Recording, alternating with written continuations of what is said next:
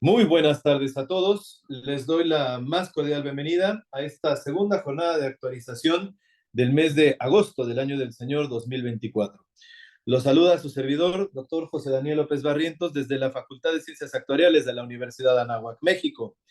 El día de hoy tenemos una segunda jornada de actualización de este mes que es súper especial porque, porque es la segunda del mes. Normalmente tenemos solamente una. El día de hoy, en este mes, pues tenemos dos jornadas de actualización. Esto independiente de los dos seminarios BAID que vamos a tener la próxima semana. En fin, además, esta jornada es muy especial porque nuestros expositores son estudiantes de nuestra maestría en estadística. Estoy hablando del actuario Marco Aurelio María Sureña. Hola, Mafu. Hola, profe. Buenas tardes. Muy buenas tardes. Fíjense, Mafu es Credit Risk and Research Senior Analyst en Mercedes-Benz Financial Services. Además, está con nosotros Milik, Eric Martín Heredia Anaya. Hola, Eric, ¿cómo estás? Hola, hola a todos. Hola, doctor. Bienvenido. Eric es Fixed Income Portfolios Manager en Scotia Fondos. Y bueno, pues estamos muy contentos de recibirle.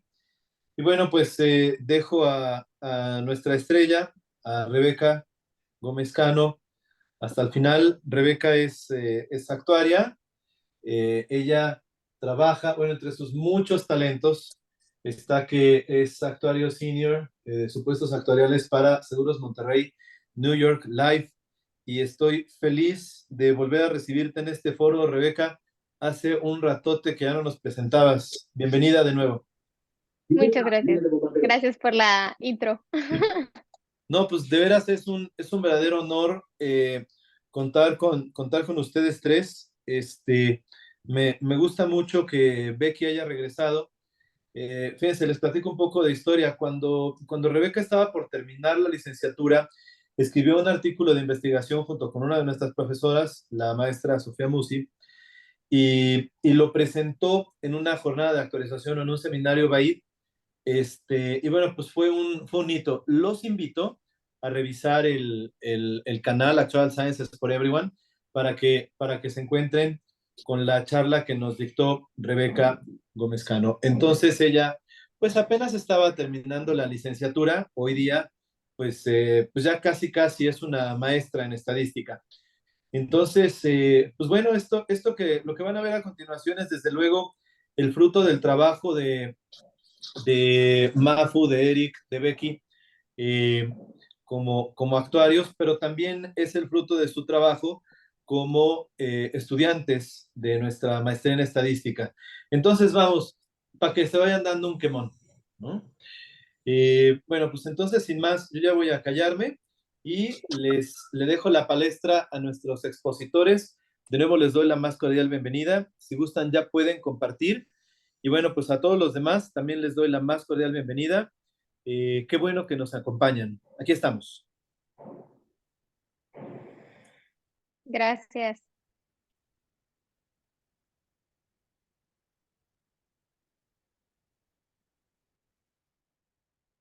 Bueno, muchas gracias a todos. Muchas gracias por asistir y muchas gracias, profe, por la introducción.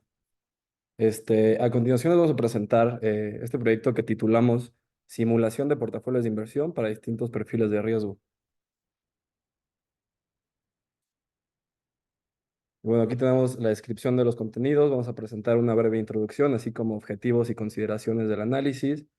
Posteriormente vamos a presentar el primer análisis que hicimos, que fue de correlación entre activos, características de los activos que finalmente seleccionamos, luego cómo hicimos la construcción de los portafolios que les vamos a presentar, algunos modelos estocásticos que utilizamos para la simulación de dichos portafolios y pues les vamos a mostrar los resultados de estas proyecciones, tanto de precios de activos como de tasas. Al final pues vamos a mostrar ya resultados finales con números puntuales de los portafolios. Vamos a presentar una métrica de valor en riesgo y vamos a ver cómo esta métrica de riesgo de mercado se aplica a los portafolios de inversión y posteriormente presentaremos algunas conclusiones.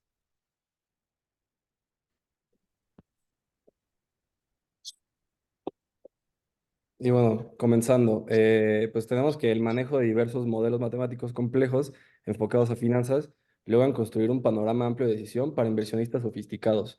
Si bien no todos los inversionistas tienen un background técnico como el que nosotros tenemos, y si seguramente les platicamos de pues, procesos estocásticos o de simulación y esto, pues no se logra entender del todo para cualquier tipo de audiencia, ¿no? Pero nuestra intención es presentar una herramienta más que el inversionista promedio pueda incluir, digamos, en su canasta de técnicas, ¿no? Porque en el mercado sabemos que existen miles de técnicas, softwares y productos que te pueden ofrecer en mil instituciones y pues al final nuestra finalidad, valga la redundancia, es presentar una técnica adicional que se puede utilizar. Y bueno, también mencionar que lo aplicamos todo en Python, ya que creemos que es una herramienta que es muy versátil hoy en día y muy utilizada en el mercado, además de que es gratis, lo cual es bastante importante. Y bueno, como objetivos, como ya les mencionaba, vamos a construir portafolios de inversión diversificados, proyectar su valor y calcular su riesgo de mercado. Y consideraciones que utilizamos para este análisis, utilizamos datos históricos, se tomaron del 12 de febrero de 2016 al 12 de febrero de 2021, es un periodo de 5 años. Este proyecto, como bien mencionó el doctor Daniel, se trabajó desde hace ya varios años, entonces tenemos un periodo de 5 años no totalmente reciente, pero más adelante vamos a ver un comparativo de qué pasa si simulamos los proyectos, los portafolios con estos 5 años y qué pasa si a esos 5 años extraemos el año 2020, que es el año que conocemos donde inició la pandemia por COVID-19, y vamos a ver cuáles son las diferencias de trabajar con datos históricos que contienen pues datos con alta volatilidad, un periodo donde hubo mucho estrés en el mercado. Y bueno, posteriormente veremos una proyección de un año, ¿no? Que es del 13 de febrero de 2021 al 12 de febrero de 2022. Y algo que no está mencionado aquí es que al final les vamos a mostrar un backtesting sencillo, pues de lo que fue ese año de proyección en realidad contra lo que simulamos, ¿no? Y bueno, todo está expresado en dólares y pues nuestras proyecciones no consideran efectos de dividendos ni costos de transacción.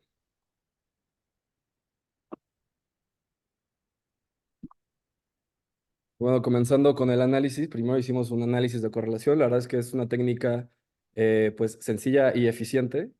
Nosotros seleccionamos de manera discrecional de 15 activos, nos quedamos con 10. El criterio fue una correlación entre menos punto .2 y punto .2. Por ahí hay un fragmento del código que utilizamos y un mapa de calor, ¿no? Con todos los activos y su análisis de correlación, que en realidad está un poquito difícil de leer. Nosotros pues nos tomamos nuestro tiempo para verlo más de cerca. Y bueno, finalmente los 10 activos que seleccionamos para nuestros portafolios son los que ven del lado derecho. Que bueno, en las siguientes slides voy a dar una breve descripción de cada uno. Si puedes avanzar, por favor, Eric. Y bueno, antes aquí tenemos un sneak peek de los 5 años de datos históricos que tenemos, solo pues para una pequeña referencia. Y bueno, estos son ya los activos finales. Primero tenemos el Standard Poor's 500, que es un índice del mercado con las empresas más grandes de Estados Unidos y cotiza en el NYSE. Luego tenemos el gas natural, que es una materia prima que cotiza en el New York Mercantile Exchange. Tenemos la acción de Apple, que también está cotizando en NYSE. La acción de SunPower, también por el NYSE. AT&T igualmente cotiza en el NYSE. Tenemos también renta fija, tenemos un T-bond a largo plazo de 10 años que es emitido por el Departamento de Tesorería de los Estados Unidos.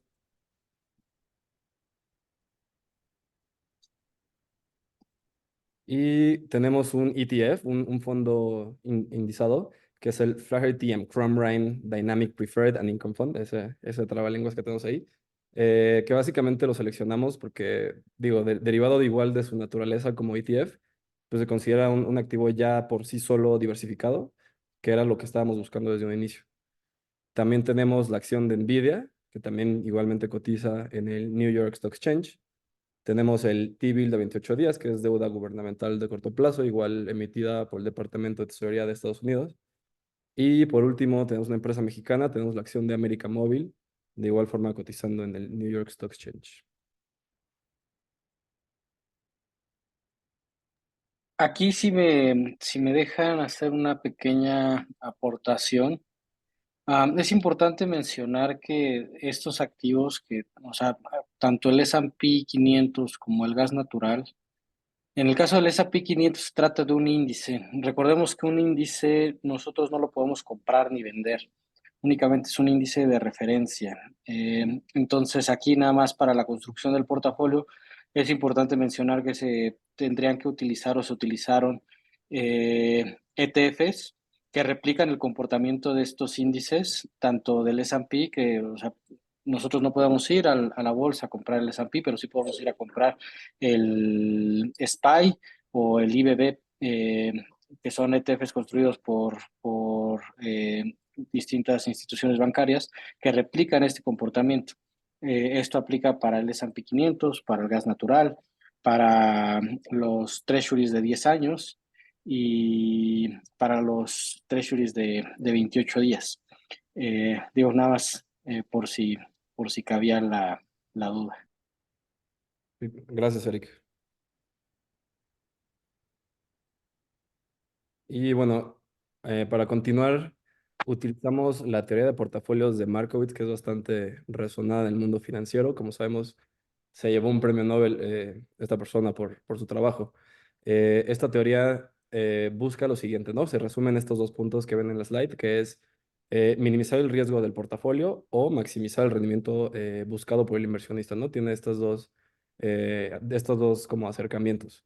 Y pues bueno, el riesgo de este portafolio está sujeto a a la volatilidad individual de cada activo y la proporción que estos ocupan dentro de dicho portafolio, ¿no? La ponderación. Y el rendimiento esperado del portafolio también se calcula a partir de los retornos históricos de activos y dichos pesos que ocupan.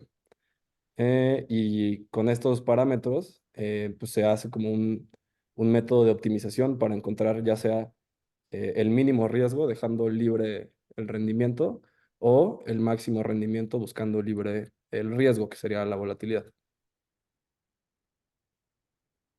Y bueno, simulamos 5 portafolios distintos que pues nuestra intención, como mencionábamos desde la introducción, es que reflejen distintos perfiles de riesgo, ya sea un riesgo, un perfil averso al riesgo, que busques una volatilidad pequeña, o un perfil con apetito al riesgo, ¿no? Que busques mucho retorno.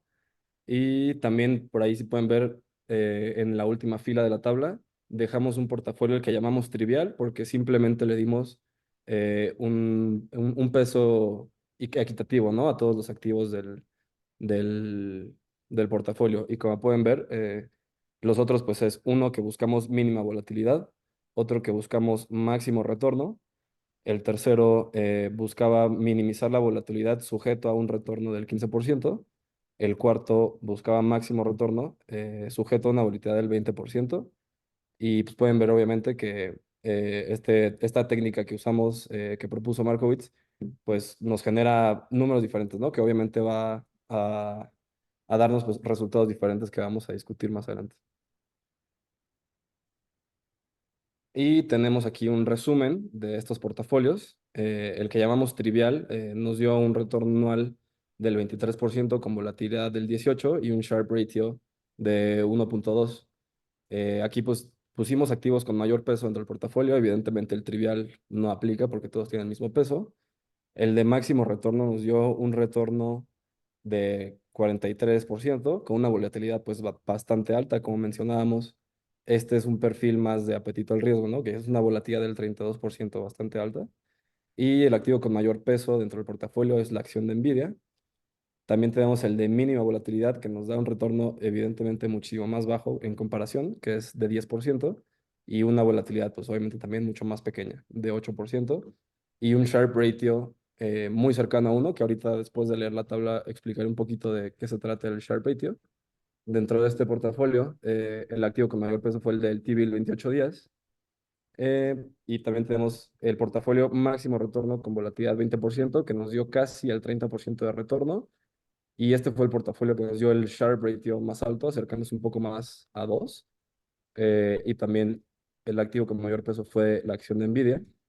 Y por último, el portafolio mínimo volatilidad con un retorno de 15% que nos dio cerca del 14% de volatilidad y un Sharpe ratio por abajo del 1. Y pues bueno, si quieres antes de pasar a la siguiente, el Sharpe ratio se puede interpretar como el rendimiento por encima del mercado o por encima de la tasa libre de riesgo que podemos obtener por cada unidad de riesgo a la que estamos expuestos. Entonces, esto nos puede ayudar a tener una métrica más puntual en cuanto al retorno versus volatilidad, ¿no? ¿Qué te conviene más? Pues hay miles de métricas dentro del mercado, dentro de la industria. Este es uno de los más utilizados. Si nos fuéramos a guiar por esta métrica, podríamos decir que el mejor portafolio es el que tiene 20% de volatilidad, aunque al final, como comentábamos, ¿no? La decisión la tiene el inversionista y depende mucho de lo que le interese, el perfil, si está dispuesto a tomar más o menos riesgo. Pero este podría ser también otro indicador más que pues, te puede ayudar a tomar decisiones al final. Sí, más que nada se trata de medir la eficiencia del portafolio. Entonces, de nada te sirve tener rendimientos abismales si vas a tener volatilidades abismales, ¿no? Entonces, más que nada es ver qué tan eficiente es el portafolio en la medida de cuántas unidades de riesgo utiliza para obtener una unidad adicional por arriba de la tasa libre de riesgo. Aquí igual, antes de pasar, quiero hacer una mini aclaración porque pues no estoy segura que todo el foro sea actuario o conocedores del tema. Entonces, cuando hablamos de volatilidad, es qué tanto se puede mover un activo, ¿no? Entonces, por eso es que podemos tener pérdidas, digo, ganancias muy grandes, pero a la vez pudiéramos tener pérdidas muy grandes. Entonces, es por eso que se minimiza esa posibilidad. Gracias. Continúo. Bueno, ya he presentado los portafolios que se construyeron. Les vamos a presentar las técnicas que utilizamos para simularlos. Primero está la técnica, bueno, el modelo de movimiento browniano geométrico, que es un caso específico de un proceso de Ito. Este modelo, pues a grandes rasgos, es una ecuación diferencial estocástica compuesta por un componente determinista y uno aleatorio. Y bueno, como les comento, es un caso específico de un movimiento, de un proceso de Ito, que el proceso de Ito puede modelar desde temas financieros hasta temas dentro de la física. Este pues es un caso específico aplicado a finanzas.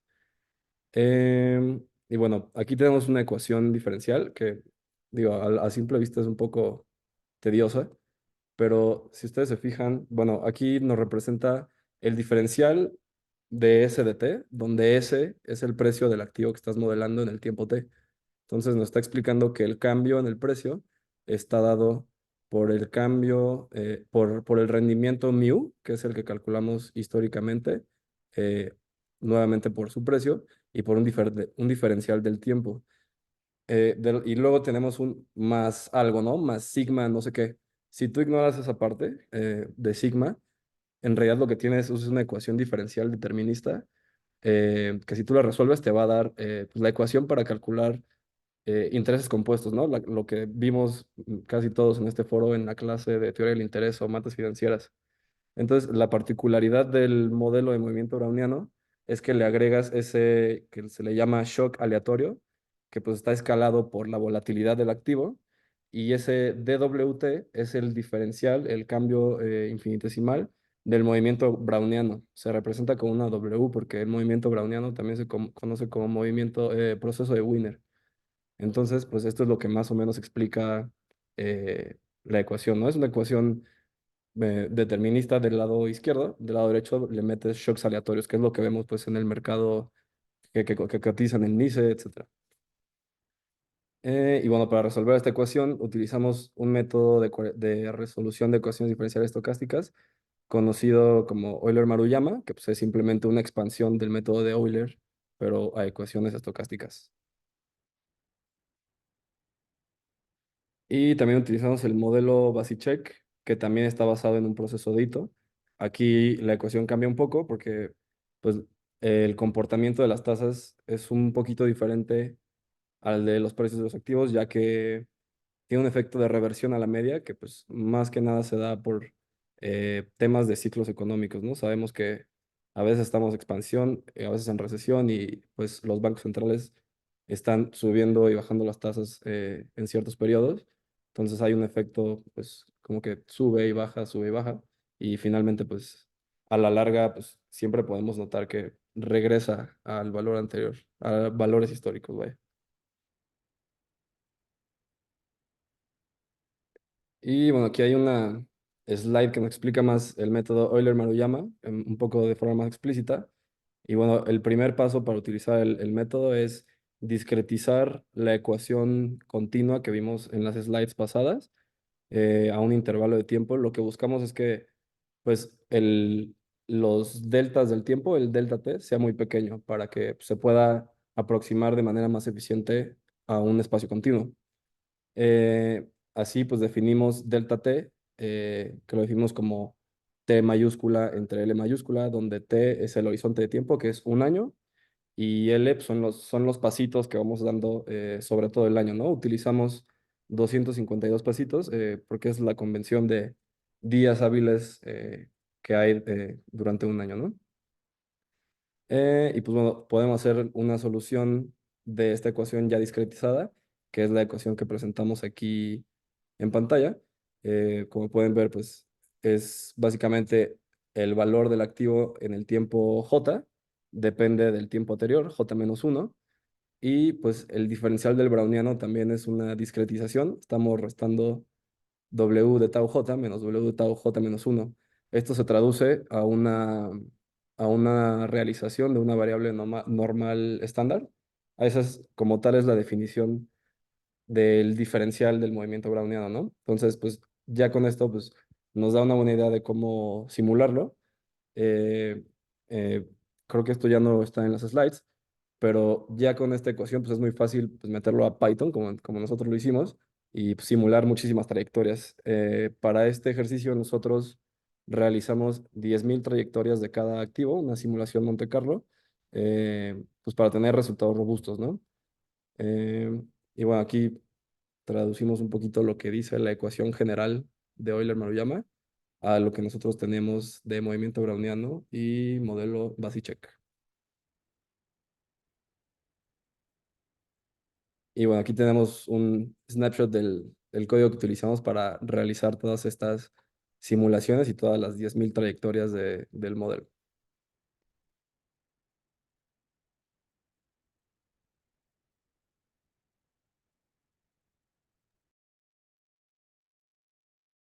Bueno, justo como nos platicaba Marco, se hicieron 10.000 simulaciones para cada uno de los activos y de las tasas.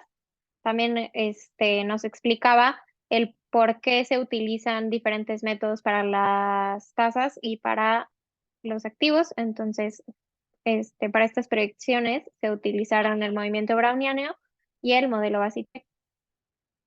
Entonces, esto lo utilizamos para proyectar el precio de los activos y pues el valor de las tasas de interés de los bonos en dos distintos escenarios. Los dos distintos escenarios que se presentan son con COVID y sin COVID. Entonces, del lado izquierdo vamos a estar viendo escenarios sin COVID y del lado derecho vamos a ver escenarios con COVID. Entonces, podemos observar de la pura gráfica cómo tiene una mayor volatilidad, es decir, brinca más y se va a más extremos el lado derecho, que es el lado con COVID, que el lado izquierdo. Entonces, aquí abajo de cada una de las gráficas tenemos igual las medidas que se están tomando en cuenta, que es el retorno anual, la volatilidad anual, el precio inicial con el que empieza el activo, el precio mínimo que se observa en el periodo, el precio máximo y el intervalo de confianza que se utiliza y pues finalmente el precio proyectado. En la gráfica podemos ver las bandas de confianza en color rojo. Ahí igual si les quiere señalar Eric, por favor. Y en medio tenemos la línea azul, que simula pues como la media. Todas las gráficas que vamos a ver en las siguientes slides tienen la misma composición, ¿no? Entonces tenemos nuestras bandas de confianza, en la media de las simulaciones, y aquí únicamente estamos viendo 10 simulaciones para que fuera más visual, ¿no? Porque si ponemos las 10.000 simulaciones, pues no, no íbamos a poder observar nada. En este caso estamos viendo el S&P, que era el índice del cual nos platicaba Eric, que pues básicamente simula el comportamiento del mercado. Entonces, en diferencia de sin COVID y con COVID, tenemos una diferencia de $200. Estas cifras están en dólares. Y pues vemos cómo es más alto el precio proyectado que nos da el escenario con COVID, pero pues tenemos una volatilidad de 7% más. Entonces, estamos asumiendo mucho más riesgo por un spread más chiquito en dinero. Y luego tenemos el ETF que nos platicaba Marco. Igual vemos el mismo comportamiento que estábamos observando en la slide pasada. Las gráficas de la derecha tienen una volatilidad muchísimo más marcada. Vemos cómo varios de los escenarios se salen de las bandas de confianza. Y en cuestión de números, pues tenemos una volatilidad del doble. Estamos viendo una volatilidad del 10% en el escenario sin COVID y una volatilidad del 22% en el escenario con COVID. En cuestión del precio proyectado, tenemos básicamente el mismo resultado, es un peso de diferencia. Entonces, pues ahí vemos que es un spread, digo, $1, un spread aún más chiquito.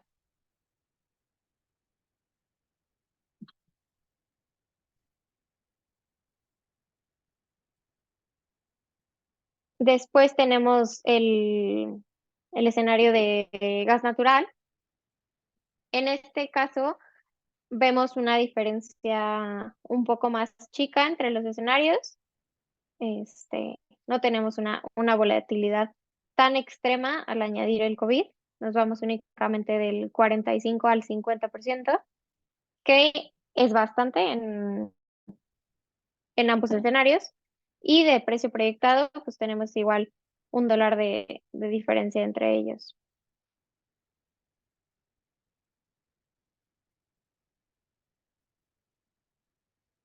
Ahora tenemos la acción de Apple. En el caso de la acción de Apple, pues sí podemos ver igual una gran diferencia en las simulaciones de la gráfica, aunque en los números tampoco es un spread tan extremo como el que veíamos del ETF, que era el doble. En este caso tenemos un 23% contra un 30%. Y en cuestión de dinero tenemos $194 versus $211.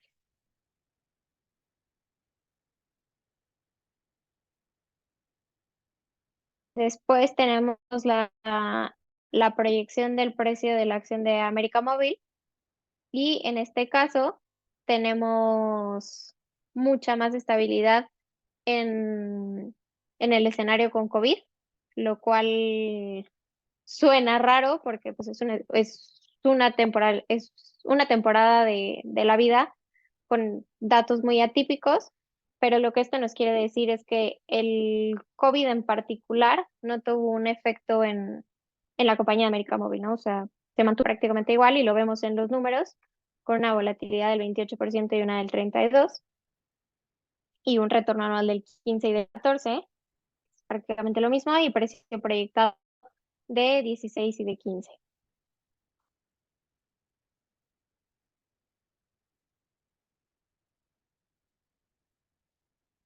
Aquí tenemos la proyección de SunPower.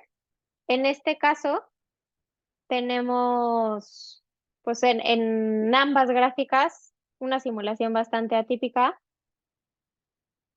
que nos mandaría el precio a los cielos. Y en cuestión de números, pues sí se ve una diferencia bastante marcada entre la volatilidad sin COVID y con COVID. Tenemos un 62% versus un 72%, que igual que se mencionaba anteriormente, es una volatilidad pues, bastante alta. Es es un riesgo que no a todos nos gusta tomar. Y tenemos un precio proyectado de casi el doble. Tenemos un 55 sin COVID y un 107 con COVID.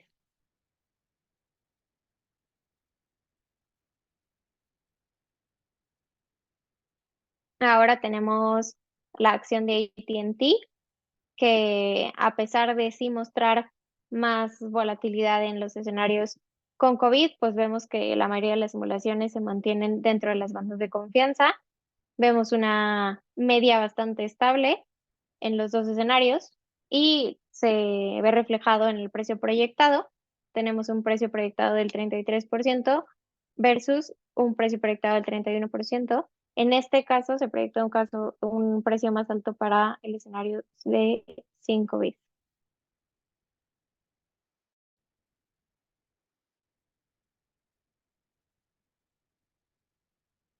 Tenemos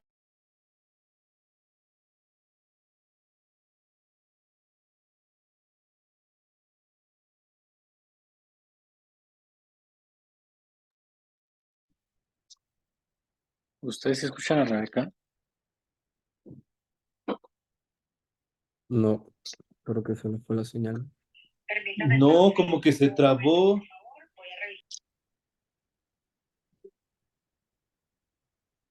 A ver, vamos a ver si regresa Rebe. Si quieren alguien retome, por favor.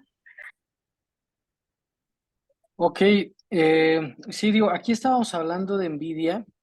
Nvidia es una acción muy particular por el rendimiento que ha tenido en los últimos años. En los últimos 5 años ha crecido más del 3.500%. Entonces, digo, aquí sí puede haber una gran disparidad. Inclusive lo vemos en términos de volatilidad, expresando volatilidades de más del 47% anual. Y aquí, al contrario de Nvidia, tenemos los Treasury Bills de 28 días donde se puede ver una desviación muy pequeña o una volatilidad muy pequeña para el caso sin COVID 1.56% como volatilidad y en el caso con COVID de 5.77%. Pero también recordemos cuál es la naturaleza de estos instrumentos. La naturaleza de este instrumento es la protección del capital de los inversionistas y de los ahorradores en el mundo. En general, esto es la definición de tasa libre de riesgo. Literalmente un Treasury Bill es un bono del tesoro que nosotros le compramos al gobierno de Estados Unidos y técnicamente es la inversión más segura que nosotros podemos hacer en el mundo. Por eso la volatilidad debe de ser tan baja. Esa desviación debe de ser prácticamente nula y vemos aquí cómo efectivamente se incrementa la desviación estándar o la volatilidad cuando con el COVID al pasar de 1.56 a 5.77, pero que con todo y eso no son volatilidades comparables ni siquiera con respecto a los números que estábamos viendo de Nvidia, o peor aún si nos vamos más atrás a la compañía como SunPower, por ejemplo, sí, SunPower con volatilidades anuales del 70%, que son cosas pues ridículamente altas y que prácticamente ningún inversionista serio estaría dispuesto a tomar ese riesgo en su patrimonio. Y por último, vamos a pasar también a ver el comportamiento de los Treasury Bonds de 10 años. Igual que los Treasury Bills de 28 días, son los mismos instrumentos, solo con una mayor duración, un mayor plazo y por ende mucha más volatilidad. Y vemos que la afectación con COVID pues no cambia tanto. Vemos desviaciones del 1.97% sin COVID y 2.62% con COVID. ¿Por qué si un Treasury de 28 días, o mejor dicho, por qué el Treasury de 28 días llegó a tener más volatilidad o más desviación estándar con la pandemia del 5.77 que el Treasury Bill de 10 años, la respuesta es por un tema de política monetaria. Los bonos del Tesoro americanos de corto plazo, es decir, de 0 días, bueno, de un día a 3 meses o hasta un año, responden inmediatamente a cualquier decisión de política monetaria por parte de la Reserva Federal o a cualquier cambio brusco en las condiciones económicas de Estados Unidos. Recordemos que en la pandemia, en el 2020, Jerome Powell, el Fed Chairman, salió a recortar las tasas de interés, realizando recortes de emergencia para que la economía en ese entonces no se colapsara. Y entonces esos recortes de la tasa de interés provocaron que hubiera una mayor inestabilidad en los mercados financieros. Y por eso es que en los Treasury Bills de 28 días vimos una mayor desviación estándar que en los Treasury Bonds de 10 años, que al ser Treasuries de 10 años tienen incorporado una mayor prima de riesgo que ahí no nos importa tanto lo que pase en el corto plazo. Ahora, Perdón, pasando ya a... Sí, solo adelante, Marco. quería mencionar rápido, más del lado del modelo que utilizamos. Es notable en estas gráficas tanto del el T-Bond de 10 años como el T-Bill de 28 días, que el comportamiento de las trayectorias es un poco distinto y se nota mucho en las bandas de confianza que genera la simulación, así como en la trayectoria media, ¿no? Y esto, ¿por qué es? Pues está dado por el efecto de reversión a la media que utilizamos en el modelo. Adelante. Gracias. Gracias, Marco.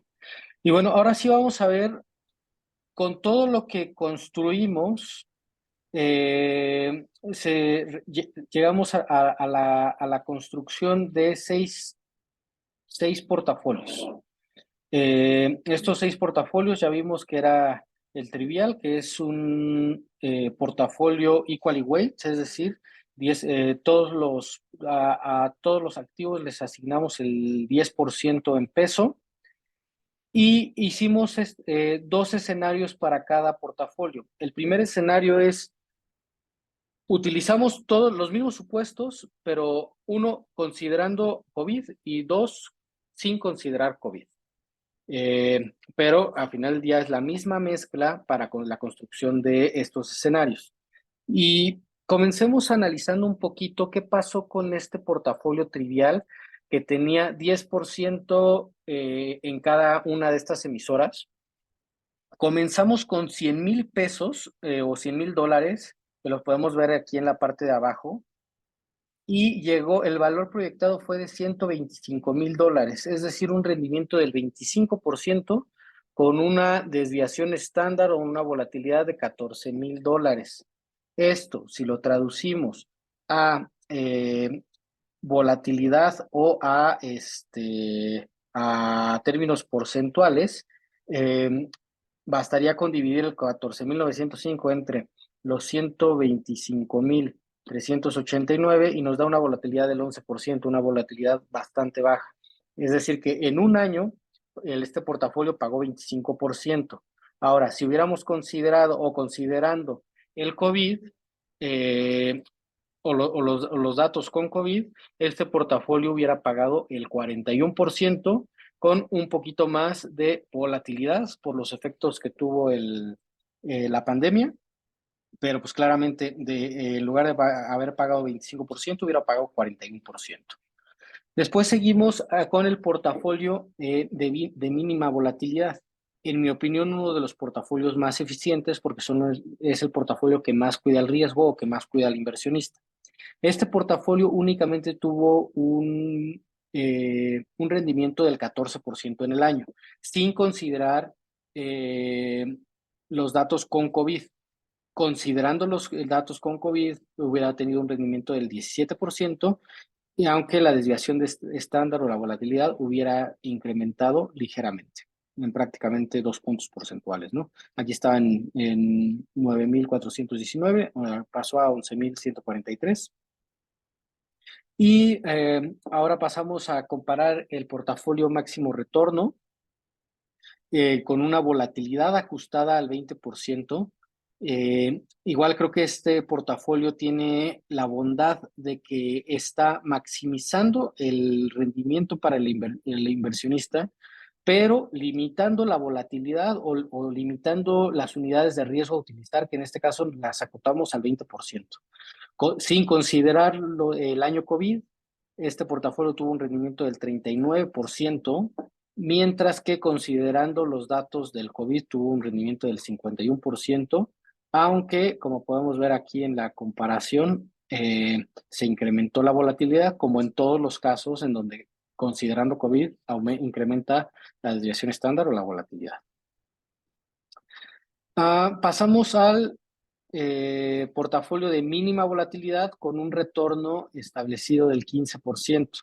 Vemos que este portafolio superó el retorno establecido del 15%, tuvo un retorno del 17%, con una desviación estándar o una volatilidad muy baja de $9,000.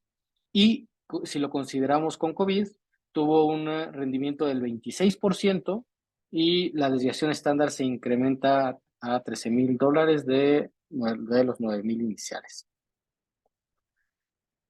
Y el que sigue es el máximo retorno, que en este no consideramos la desviación estándar. Es un portafolio hasta cierto punto no tan eficiente como los otros. ¿Por qué? Porque aquí no te importa el riesgo que estás tomando, no te importa la desviación o la volatilidad, con tal de maximizar el retorno. Y vemos que era un retorno del 45% o, considerando datos del COVID, un dato de 83%, pero vean cómo se eleva la desviación estándar o la volatilidad. O sea, en el portafolio de mínima volatilidad, solo para tener el contexto, hablábamos de una desviación estándar de $9,000, que era menor al 10%, de una volatilidad menor al 10%. Aquí estamos hablando de volatilidades ya de 60,000. Son volatilidades superiores al 33% del portafolio. Son volatilidades muy agresivas para inversionistas con perfiles muy, muy agresivos. Ahora, antes de pasar a... Bueno, le voy a ceder la palabra a Mafu para que nos platique un poco del valor en riesgo del portafolio antes de llegar a las conclusiones finales y a los backtests de qué es lo que hubiera pasado si nosotros hubiéramos invertido ese dinero de forma real justo al día de ayer, 22 de agosto del 2024. Adelante, Marco. Gracias. Bueno, antes de continuar con el valor en riesgo, comentar de las gráficas que vimos anteriormente, que pues, como pueden ver en la slide hay varios estadísticos. Uno que a mí en lo personal se me hace interesante revisar también es los intervalos de confianza. Hay algunos donde el intervalo de confianza, la banda más baja, empieza arriba de los $100,000. ¿Qué significa eso? Que hay una muy buena probabilidad de que al menos no vas a perder tu dinero. Pero en portafolios como este que vemos en pantalla, que es el de máximo retorno, si bien el valor proyectado es mucho más alto y el estimado es un rendimiento muy alto, también la desviación es muy alta. Entonces, si pueden ver, la banda inicial está en $83,000, o sea que en otro caso podríamos haber tenido, así como en este valor proyectado nos dice que hay un rendimiento alto, en otro caso en particular podríamos haber tenido pues pérdidas pues también bastante considerables. Y por ahí teníamos algunos portafolios donde la banda mínima pues estaba por encima de 100,000, ¿no? Que eso pues habla un poquito más de la seguridad que te puede dar eh, el diferente portafolio. Si quieres darle más adelante, hay uno que empieza en 103,000, algo así, así que tal vez no le ganes a la tasa libre de riesgo, pero al menos no pierdas tu dinero, ¿no? Por ejemplo, este está arriba de 100,000, este está un poquito por debajo, y por ahí creo que el que sigue son 103,000 dólares. Al final, pues tenemos diferentes acercamientos, ¿no? Para analizar, pues con mayor cuidado la decisión final de qué portafolio se ajusta más a lo que tú buscas, a tu apetito al riesgo. Y bueno, continuando con el valor en riesgo, nosotros utilizamos la técnica de VaR paramétrico. ¿Qué es el valor en riesgo? Por sus siglas en inglés, Value at Risk. Se conoce como la máxima pérdida esperada en un cierto porcentaje de días durante un intervalo de tiempo, según Delara. Y pues lo pueden ver como una distribución de pérdidas y ganancias. Y básicamente lo explica la imagen de abajo, ¿no? Que dice que ahí, si lo calculas a un intervalo de confianza, a un nivel de confianza, perdón, del 99%, pues hay un 1% de probabilidad de que pierdas, pues, esa cantidad donde cae ese percentil o más, ¿no? Durante cierto, depende del horizonte de tiempo que estés analizando. Entonces, esto es otro aditamento más para esa canastita de técnicas que existen para tomar decisiones, ¿no? Y bueno, utilizamos VAR paramétrico porque en el mercado también hay diferentes acercamientos del VAR. El paramétrico pues es muy sencillo, ¿no? Porque simplemente hay que calcular valores que ya tenemos y aplicarlo a una fórmula pues explícita, ¿no? Cerrada.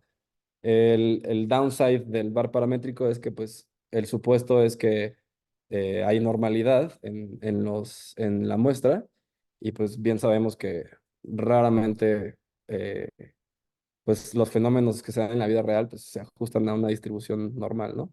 Entonces ese es como el contra de este modelo. El pro es que pues es muy muy sencillo de aplicar.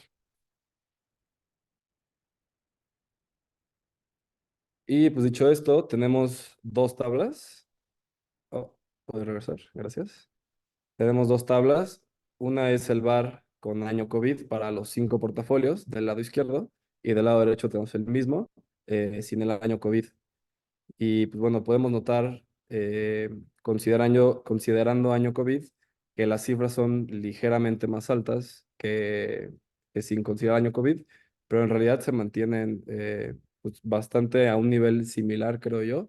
Digo, hoy en día no estoy súper actualizado en el tema, pero sé que las instituciones financieras, creo que Eric, que está más metido en los fondos de inversión, tal vez no sepa dar más detalle, pero pues existe cierto umbral, ¿no? Cierto threshold que las instituciones están cuidando y pues creo que estos están pues bastante decentes. Digo, hay miles de parámetros adicionales a considerar, pero esta es una visión pues más sencilla, ¿no? Del tema.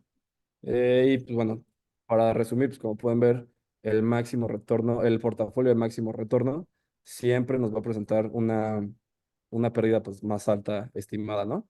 Y pues cómo se interpreta este VAL 99% significa que pues hay 1% de probabilidad de que en cierto día, durante que mantienes tu portafolio, puedas perder esa cantidad de dinero o tal vez más, ¿no? Al menos esa cantidad de dinero. Correcto, correcto, Marco. Yo creo que son bares bastante conservadores, nada más para ponerlo en contexto.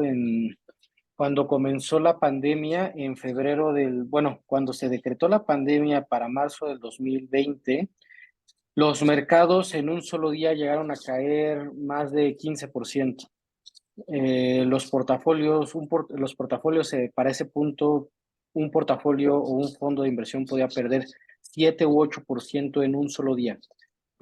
Fondos de inversión manejados por portafolio managers altamente experimentados y calificados y sus portafolios caían 7-8% en un solo día. Entonces, creo que estos portafolios tengan un VAR acotado a la máxima pérdida del 2,78%, como es el de máximo retorno, creo que son VARs muy conservadores, con todo y que están considerando episodios con el COVID-19.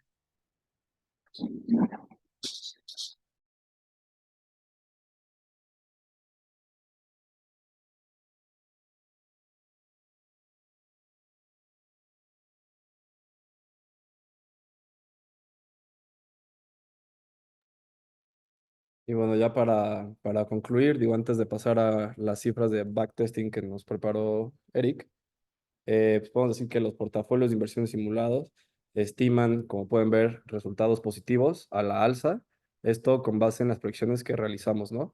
Es importante notar que estas, pues siempre utilizamos la palabra estimación, o sea, es una estimación, no podemos predecir el futuro, como bien saben, podemos intentar ajustar modelos lo más posible a la realidad, pero pues, es imposible pues, predecir algo, ¿no? Otro factor importante es que la historia no explica el futuro, ¿no? Que va de la mano con lo que les mencionaba. Entonces, pues los resultados están muy ligados con los datos que inicialmente nosotros utilizamos para estimar nuestros parámetros. Y también los modelos que usamos son estocásticos, pero al mismo tiempo dependen pues de cifras deterministas, ¿no? O sea, ¿quién dice que la media del rendimiento se comporta igual durante el año, ¿no? O que la volatilidad se comporta igual. Y pues, como pueden ver, el modelo utiliza una cifra puntual. Eso, pues, existen ya más modelos sofisticados y más rebuscados que pueden ayudarnos pues, a simular de mejor forma estos parámetros, pero también buscamos en este ejercicio, pues, no pasarnos de la raya con los tecnicismos, ¿no? Porque pues, no es para todos y no es la finalidad tampoco del ejercicio. La finalidad es que sea una herramienta útil para alguien que quiera, pues, tomar decisiones en sus inversiones, ¿no? Entonces, sí, se puede hacer más preciso, se puede hacer más robusto, sí se puede.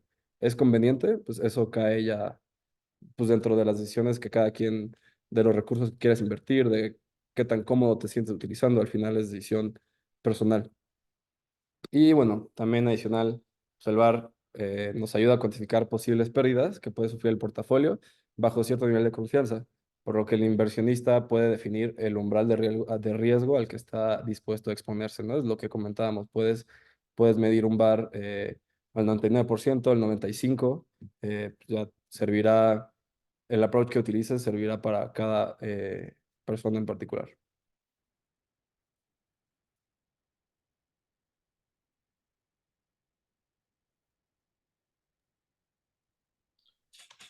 Muy bien, pues ahí está. Muchas gracias, Mafu. Gracias, Eric.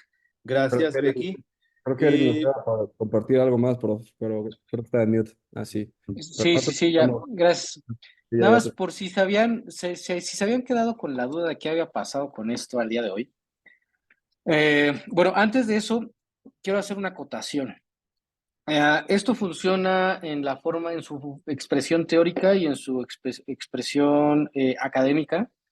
Sin embargo, en la vida real es importante que todos los portafolios tengan un punto de comparación. ¿Cómo medimos si nuestro banco o nuestro banquero está haciendo bien las cosas o si un portafolio manager está haciendo bien las cosas?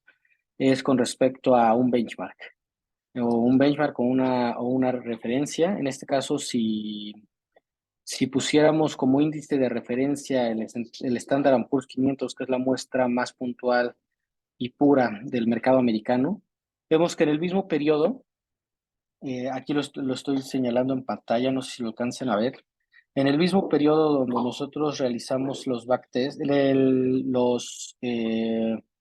los portafolios, el Standard Poor's tuvo un rendimiento del 13%, 13,85, casi 14%.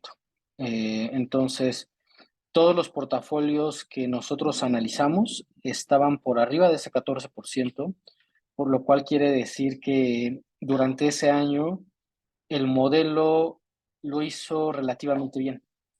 Sin embargo, ¿qué pasó después? Aquí tengo una... A ver, espérenme tantito. Aquí tengo una comparación de los rendimientos de qué fue lo que pasó desde el 12 de febrero del 2021 hasta el 2024 con algunos de los activos que nosotros utilizamos. Vemos que en primer aspecto tenemos Nvidia, que es que como lo comentaba hace ratito, una compañía de microprocesadores, la compañía de microprocesadores más grande del mundo, pues ha subido 700%, entonces evidentemente el modelo lo hizo muy bien. El S&P ha pagado 50%, Apple 70%, pero ¿qué pasó con el gas? Que también lo traíamos. Bueno, vemos que el gas se cayó 98%. Es decir, que por cada $100 que nosotros hubiéramos invertido en el gas, eh, ahorita nos quedaría como $1.75 por cada 100 invertidos.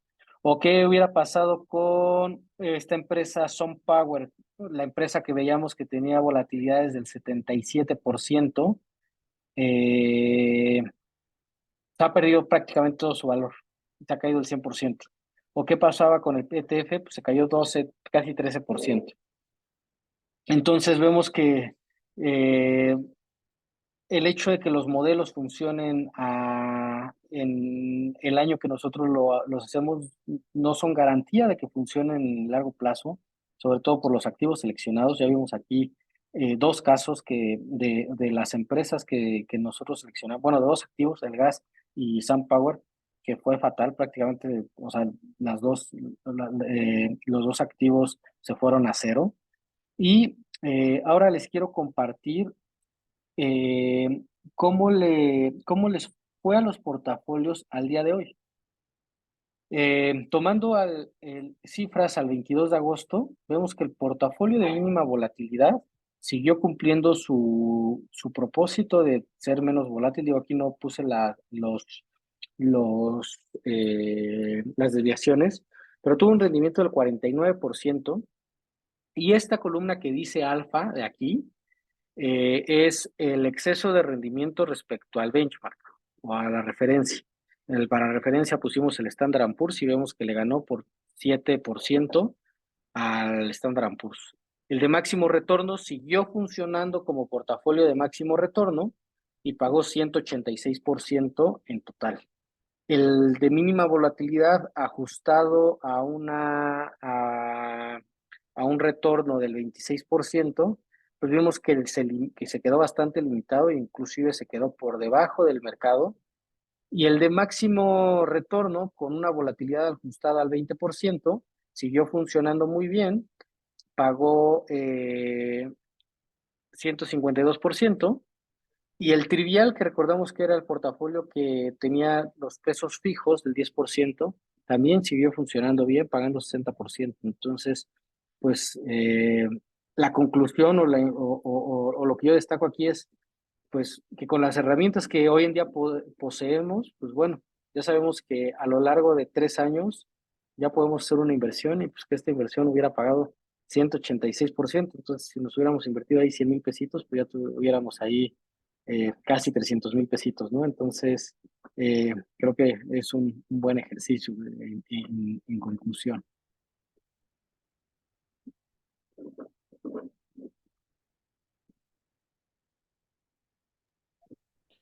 Muy bien, muchísimas gracias, Eric. Gracias, Mafu. Gracias, Rebeca. Creo que es momento de cederle la palestra, los focos a nuestros invitados. Entonces, por favor, si alguien tiene alguna pregunta, con todo gusto. Bueno, espero que con todo gusto la tomen, muchachos. Adelante. Ok, Fer comenta, excelente presentación, gracias. Hace una pregunta. Dice, con base en su análisis, ¿identificaron qué sectores o industrias mostraron mayor resiliencia durante la pandemia? Es decir, que a lo mejor lograron mejorar su rendimiento durante la COVID-19. Es la pregunta de Fernando o Fernanda, no sé. Sí, sí, claro. O sea, yo lo repartiría en dos cosas. Punto número uno, el sector de consumer staples fue el sector más resiliente de todos. ¿Por qué? Porque pues, al final del día se podía estar acabando el mundo, pero todos seguíamos necesitando papel de baño, shampoo. Y en general, pues, la definición de staples pues, es todo aquello que necesites para vivir. Entonces, sin duda alguna, el sector más resiliente ante cualquier eventualidad siempre va a ser staples. Segundo, ¿qué fue lo que notamos? El consumo discrecional de bajo costo también es lo que más se defiende. Consumo discrecional tiene una amplia gama. Consumo discrecional es todo aquello que consumes pero que no necesitas. Por ejemplo, en el aspecto más bajo me voy a ir a las tiendas Ross, que son todas estas tiendas en Estados Unidos de descuentos, pero también entra todo lo de lujo, como Louis Vuitton o Gucci, ¿no? Entonces, consumo discrecional tiene una amplia gama para los dos lados, pero la parte de consumo discrecional, déjenme llamarlo barato, tipo todas estas tiendas de descuento como Ross o como Target, también suelen ser muy, muy resilientes. Ahora, ¿cuáles fueron las empresas que lograron un mejor desempeño a raíz de la pandemia? Pues sin duda fueron las empresas tecnológicas. Eh, todas las empresas tecnológicas, de ahí empezó a jalar también empresas como Nvidia, en donde en la pandemia recordemos que hubo un paro de labores generalizado en todo el mundo, entonces hubo una interrupción en la cadena de suministros global y esto provocó retrasos en la entrega de de todos los productos electrónicos por falta de materias primas y de microprocesadores. Esta escasez provocó que empresas como Nvidia, AMD, Taiwan Semiconductors tuvieran rendimientos espectaculares y tuviera durante todo el COVID y inversionistas pudieran aprovecharse de esta parte y generar rendimientos espectaculares en sus portafolios. Muchas gracias, Eric. Wow, qué respuesta. Ok, Pablo Monroy comenta, estuvo muy interesante todo lo que nos platicaron. Igual al escuchar todo esto me surge una pregunta. ¿Ustedes recomendarían, conociendo el comportamiento de las acciones, invertir en Nvidia? Bueno, en fin, invertir en Nvidia, porque como ustedes dicen, estas acciones son muy volátiles. Para observar su gráfica, es probable que conforme pase el tiempo, estas sigan al alza, ¿no? Pues justo creo que dependería del perfil del riesgo. O sea, porque como ha ido a la alza en una gran proporción, pudiera ir a la baja. Entonces, si eres un inversionista bastante arriesgado, pues sí, sí convendría, porque hemos visto buenos rendimientos, pero pues si eres más conservador, sería algo muy, muy arriesgado. Muchas gracias, Becky. Eh, ok, comenta José Antonio Clement. Felicitaciones, muy interesante la presentación, coincido, porque abarcó diferentes portafolios y los resultados y las discusiones están fundamentados, así como las interpretaciones. Entonces, una felicitación por parte de José Antonio Clement.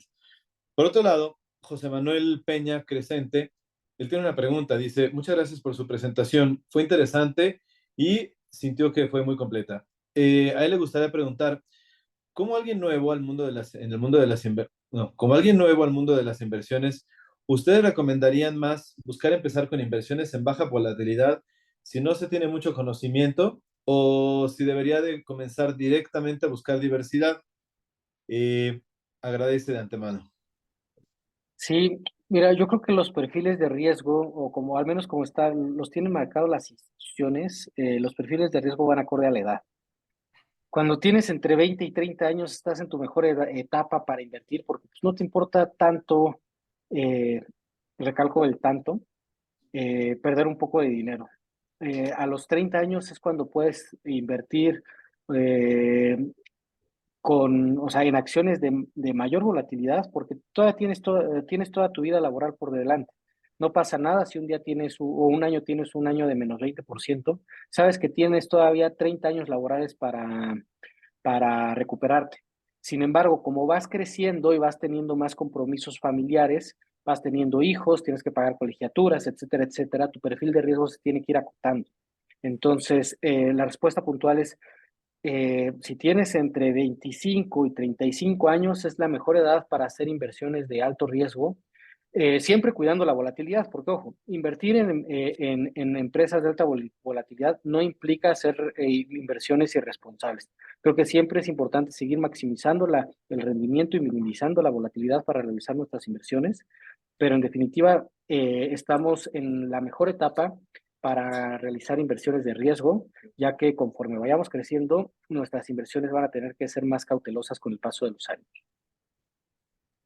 Y complementando, creo que otro punto importante sería no inviertas en algo que no entiendes. Y creo que hoy en día lo vemos muy claro, por ejemplo, con el Bitcoin y las criptomonedas, que es algo pues, que es de lo más reciente que hay en el mercado y mucha gente pues, se sube al tren sin entenderlo, ¿no? Entonces, creo yo desde mi punto de vista que antes de comprar cualquier tipo de activo en el mercado, sean acciones o criptomonedas o si estás más del lado de real estate o que sea, al final tienes que entender dónde estás metiendo tu dinero, ¿no? Eso es súper importante.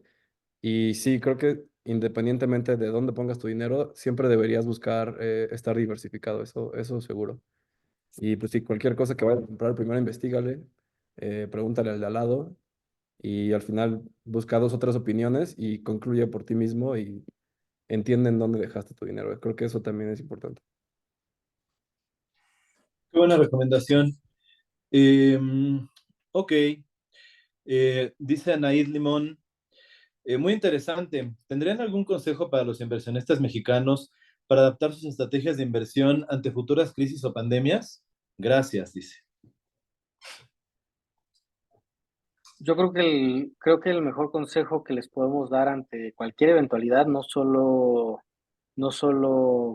pandemia, sino cualquier evento que cause un shock en los mercados financieros, es la diversificación.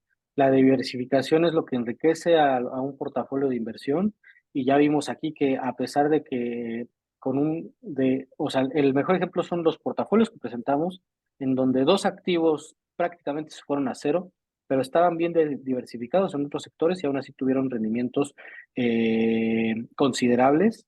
Entonces, el mejor consejo que podemos dar es tener portafolios diversificados siempre. Nunca tengas todos los huevos en una sola canasta.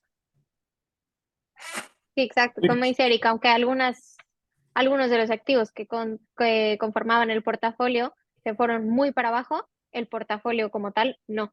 Entonces, a totales, pues sales bien como inversionista.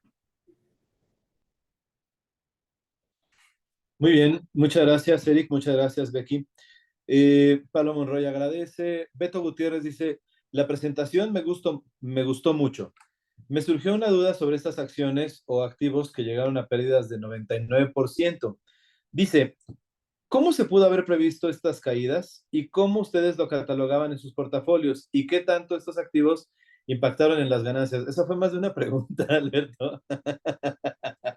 Venga. Bueno, aquí cabe resaltar que el análisis del trabajo puntual fue solo del 2021 al 2022. En el 2021, o sea, en ese periodo, ambos activos, tanto SunPower como el gas natural, tuvieron un buen desempeño, no le pasó nada al portafolio. Después, digamos que nos olvidamos del portafolio, y ahorita, al día de hoy, lo revaluamos y vivimos qué había pasado con esos portafolios. En la vida real, tú difícilmente vas a meter 100,000 pesos, 1,000,000 de pesos ahí, te vas a olvidar y lo vas a voltear a ver dentro de 3 años si tú estás gestionando eso. En la vida real, pues, en el momento en que tú hayas visto que iban perdiendo valor, y que la compañía, en el caso de SunPower, iba entregando malos resultados tras malos resultados, y que nomás no jalaba la compañía, seguramente hubieras vendido esa compañía cuando tenía un rendimiento de menos 30%, a lo mejor, o menos 40%. Nadie hubiera esperado que cayera 99% y se hubiera quedado con ella. Entonces, este caso es un poco extra regular. Nada más es o sea, queríamos darles el update general de qué fue lo que pasó desde el tiempo cero, que fue cuando se empezó este proyecto, al día de hoy, qué es lo que hubiera pasado. Pero en la vida real, la verdad es que tú lo hubieras vendido cuando había caído 30, 40% por mucho. Y para complementar a Erika en el tema de las proyecciones, al final del día tú haces simulaciones y todas simulan un distinto escenario y todos son probables que pasen. A lo mejor ya había muchos escenarios buenos que eran la mayoría y de cierta manera opacaron un poco los malos. Pero pues al final del día sigues teniendo esos distintos escenarios, uno que va muy hacia abajo y uno que va muy hacia arriba, y pues todo es probable que pase. Muchas gracias, Eric. Gracias, Becky. Pregunta Luis P.O.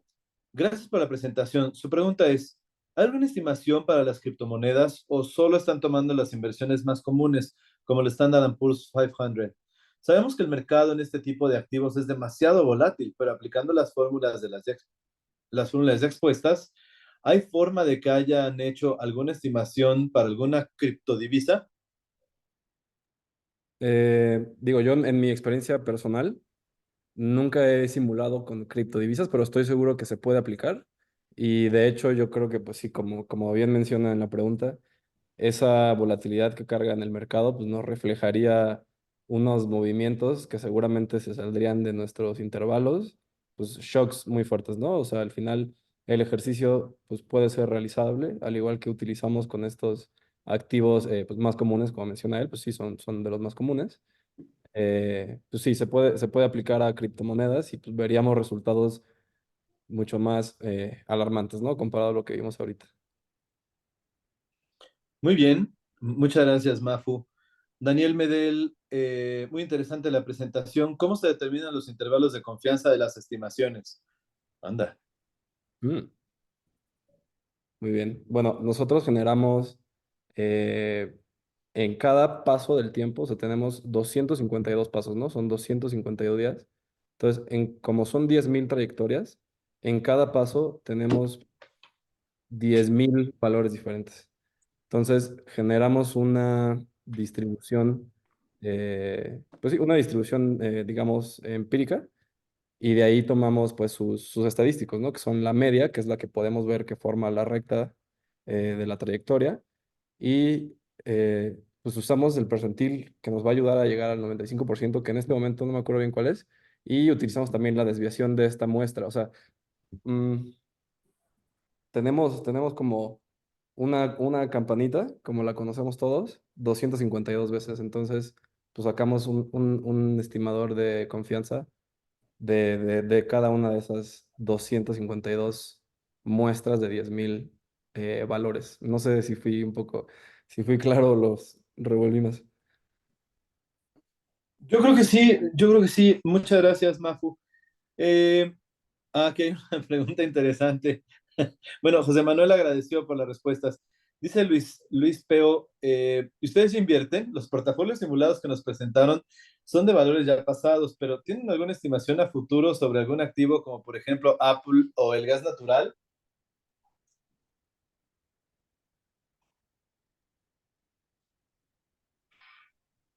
Bueno, sobre la pregunta de la estimación a futuro, no tenemos estimaciones eh, a futuro. Bueno, Ok. yo les doy ahorita el consenso de analistas para Apple. Trae un precio objetivo 12 meses en $241. Actualmente está en $226, lo que nos daría un retorno potencial de el 6.6% a 12 meses.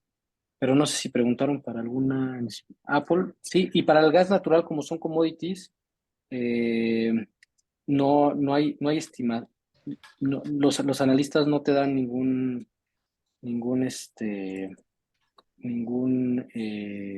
estimado. Pero para Apple, pues sí es esa. A ver, deja veo si hay una estimación. No, no, para el gas natural te la debemos. Y pues ya. Ok. em, Sabrina pregunta, bueno, Alberto agradece las preguntas. Sabrina pregunta, ¿hay alguna forma de mantener cierta seguridad al invertir en acciones que se consideran volátiles? Porque a pesar del riesgo, en algunas ocasiones he escuchado que podría ser beneficioso. Bueno, sí, al final de cuentas la volatilidad alta puede implicar tanto rendimientos altos como pérdidas altas, ¿no? Es en ambos sentidos, por eso es riesgoso. Pues creo que la mayor forma de mantener seguridad, que es lo que hemos estado repitiendo, es diversificar. Eh, Puntualmente aquí en México, por el tipo de regulaciones, no estoy tan seguro si se puede hacer. Sé que en Estados Unidos sí se puede. Puedes adquirir otro tipo de productos como son los derivados financieros que dentro de todos sus usos, pues son para cobertura, ¿no? Son para cubrirte ante ciertas eventualidades, pero la verdad es que eso pues ya es más tema más rebuscado y creo que es alguna práctica más común para instituciones grandes. Entonces, recomendación para una persona y no para una empresa es diversificar lo más que puedas. Y sí, pues sí, como se menciona, las acciones volátiles pueden ser muy beneficiosas, pero pues está ese riesgo de que hoy subió mucho y mañana bajó muchísimo, ¿no? Por poner un ejemplo burdo. Entonces, al final, creo que lo mejor es pensar si estás dispuesto a que el dinero que metiste, qué tanto te va a molestar perderlo, ¿no? Porque así como lo puedes multiplicar, se te puede, pues, diluir de un momento a otro. Entonces, creo que esa es la pregunta central, ¿no? ¿Qué tan dispuesto estás a que las cosas no salen como lo pensaste y lo pierdes. Y pues sí, hay miles de técnicas más de cobertura, pero pues creo que sería empezar por ahí, por el tema de diversificar y de entender pues, qué nos explican estas métricas de volatilidad. Perfecto, muy bien. Eh, Felicitan a los expositores. Robert, doctor, ¿cómo estás? Bienvenido, muchas gracias. Bueno, vamos a cerrar aquí nuestra presentación. Les agradezco mucho a los tres expositores, a Rebeca, Mafu, a Eric, por compartir su conocimiento. De veras, resulta muy interesante poder escuchar a los expertos platicarnos. Pues a nombre del Colegio Nacional de Actuarios, a nombre de la Facultad de Ciencias Actuariales y de la Maestría en Estadística, les doy las gracias y pues nos vemos en la próxima sesión, en este caso del Seminario BAID. Hasta luego a todos, feliz fin de semana. Gracias, Adiós igualmente. a todos, gracias. Gracias. Hasta luego.